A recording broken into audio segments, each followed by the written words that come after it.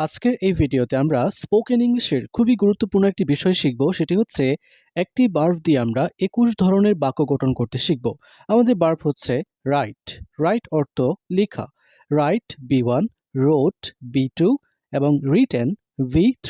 তাহলে চলুন আমরা এই রাইটকে ব্যবহার করে কিছু গুরুত্বপূর্ণ বাক্য প্র্যাকটিস করি। যেমন আই রাইট, আমি লিখি।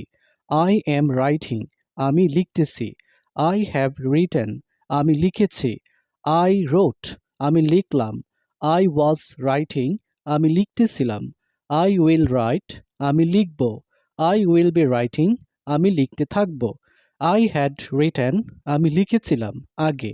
আই ক্যান রাইট, আমি লিখতে পারি। আই কুড রাইট, আমি লিখতে পারতাম। আই মে রাইট, আমি লিখতেও পারি। আই মাস্ট রাইট, আমি অবশ্যই লিখব।